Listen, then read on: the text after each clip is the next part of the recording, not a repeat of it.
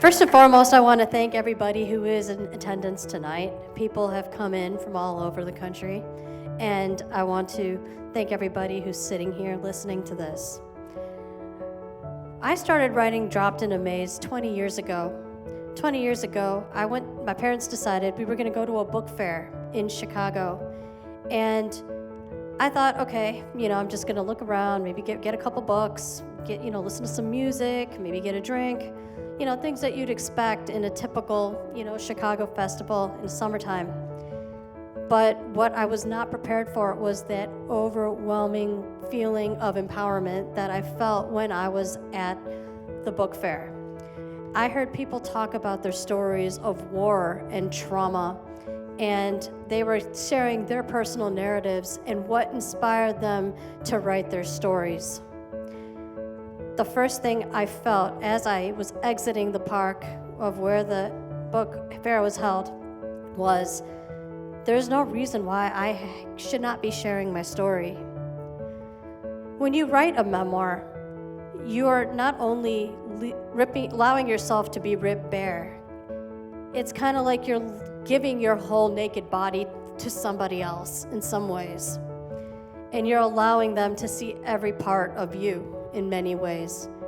The imperfections, the good, the bad, the ugly, things that happen. And as girls on the autism spectrum, we get treated in ways that are not sometimes our choice, not of our own choosing. In 1982, when I was born, there was not a lot of information out there about autism. The first thing that people got to really understand about autism was in the later part of the 80s when the movie Rain Man came out, and that's what everybody started branding autism with at first. And even though, yes, they had top actors, it was a good film for the acting purpose of it. I'm not gonna just disregard a whole piece of art because of that. But unfortunately, it didn't tell the full story of what autism even was, nor did it begin to scratch the surface of autism.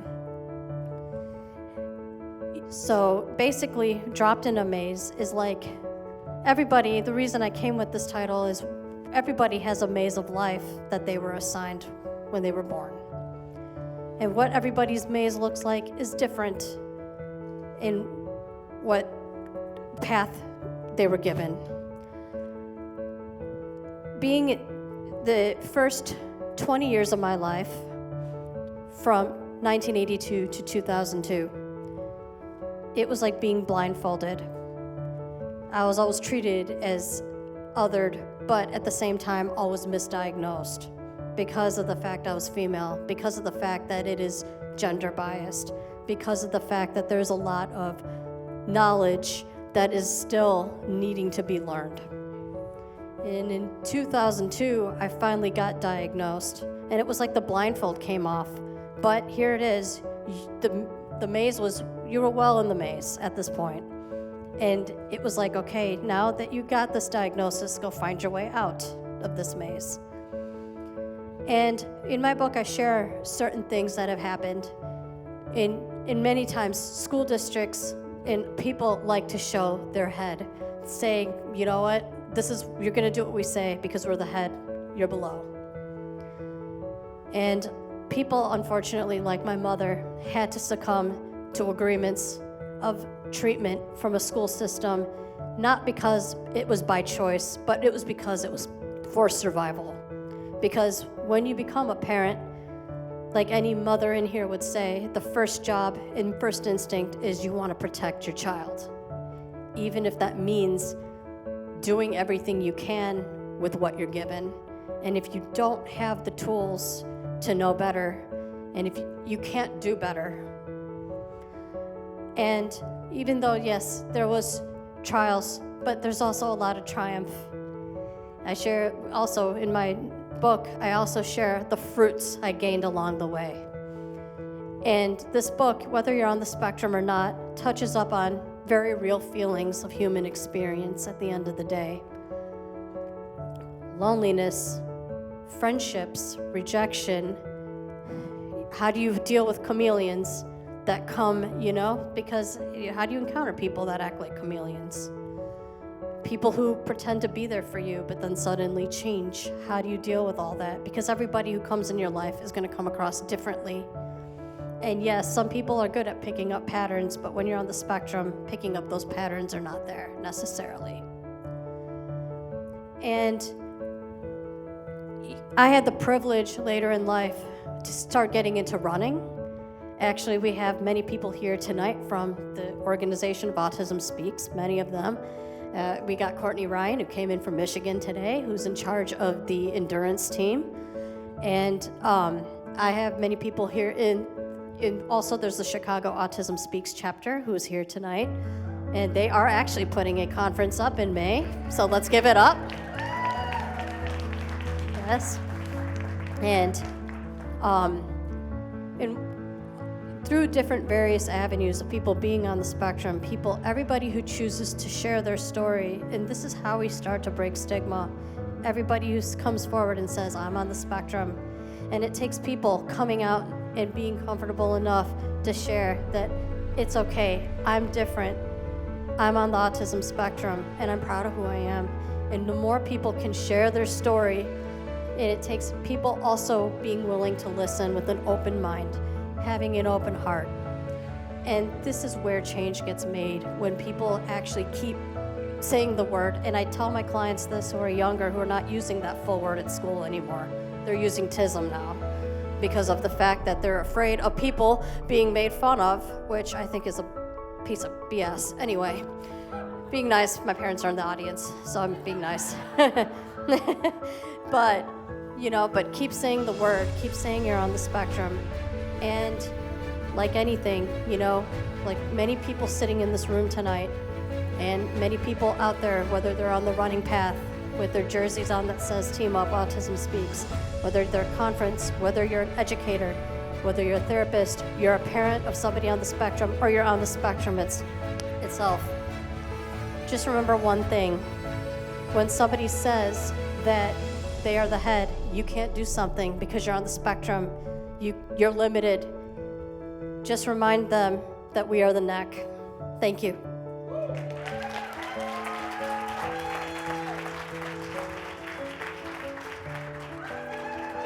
Oh my God, let's give a round of applause for Sonia Chand.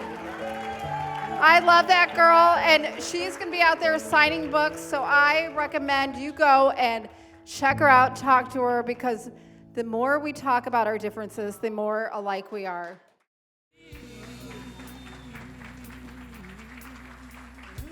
Sonia is going to talk about diversifying your thinking because she knows a little bit about it. So support one of your own, Sonia Chand. Thank you. Thank you all. It feels wonderful to be back up here again. So my book dropped in a maze. I actually, I wanted to start off this session by doing something interesting and having you go through a guided meditation with me, but I figured to save everybody a snore fest that might happen because caffeine might be wearing off. I'm not going to ask you to close your eyes. But what I am going to ask you to do is use these moments. I'm going to ask some questions. I want you to be introspective right now. I want you to pretend that each and every one of you is holding a camera in front of you, a film that is going to show what maze of life you got dropped in. Think back from your childhood. And I want you to think about all what you've been through, right?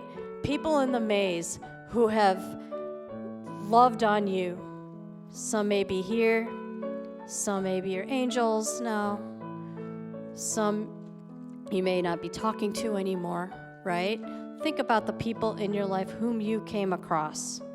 What lessons did you learn? What fruits in the maze did you actually pick up with every step of the journey that you took?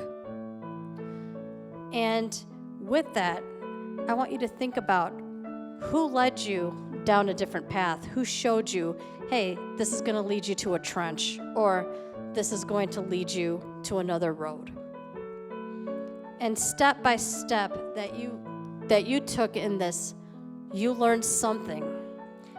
And when you look back at your movie, I want you to see what it would look like, how it would feel for you, knowing that maybe there is a valuable piece of lesson that you can give to somebody else. And I want you to pretend maybe sharing, having a film party screen, right, where you're going to watch that maze with somebody, right? And you're going to explain your movie. They're going to see your movie in your maze. And think about, okay, if you learned something, how are you going to give it back? Because part of branding a business and part of being a creative in many ways, right? We talk about creativity to cash flow. There's a way to create cash flow when we can use our lessons in life. If we make it about somebody else and think the first message we want is to give it back to someone else, right? We want them to learn from this. We want them to grow from this. And then also on the flip side, how would you feel if somebody showed you their movie in the maze and showed you their maze, and who led them to trenches and hedges, and who perhaps led them down different paths and different roads? And how would you feel watching that movie? Point being is everybody has something to offer, even though their experiences may look a little different. And part of creating a better business, branding, whether it is also creating a better workplace environment, because businesses that have healthy environments thrive better, because dream work makes teamwork. And it's true in every sense of the word. I learned this lesson in the past year when Dominic took a chance on me and said, Sonia, I will publish your book. And from there, Julie and Lauren also joined in to help me rebrand and help me rebrand certain things about my podcast, certain things about the websites, things like that. And all of three of them worked together to make things happen. But the thing about it is they also had to be open to understanding that they had to be open to understanding that they're not just dealing with anybody here that's coming out with the story. They're dealing with somebody who's coming from a different perspective, somebody who's going to provide different tools, different valuable pieces of insight or information. And so with that, keeping that in mind, one piece of valuable advice I've learned, and I want everybody to keep this in mind as they go on from here. I want you to think about who is somebody you would never really think to talk to. Who's somebody that perhaps, and this is one thing I learned when I went to law school. During orientation, the dean was giving a lecture, and one thing she said is, go talk to people you normally would not think to talk to. Because it is those people oftentimes that you don't expect or don't think anything from that might just be that $1 million case for you, right? Same thing goes in business. The same thing goes with whatever venture you're on, right? It's the people sometimes that you don't think you can gain anything from. It's just the person that perhaps you think, oh my God, I don't understand this person. I don't know this person well. I've never lived this kind of experience. What is this person talking about? It's those kinds of people at the end of the day that might come and surprise you. Because the more that you can expand in your own way, learn other ways of thinking, learning to see other ways of thinking, more that you can expand and diversify in that sense, is the more that you're going to expand and diversify your output. And when you diversify your output, you reach a broader audience. And when you reach a broader audience, well, guess what? It eventually leads to more cash flow, more different kinds of revenue, more different opportunities. So with that being said, keeping it short and sweet, I just wish you all I just hope you all walk away with this idea that, find someone that you wouldn't normally talk to, learn something different, be open to learning new perspectives, new ideas, and remember this, it all will pay off in the long run, even if it's not immediate, it pays off in the long run. Thank you.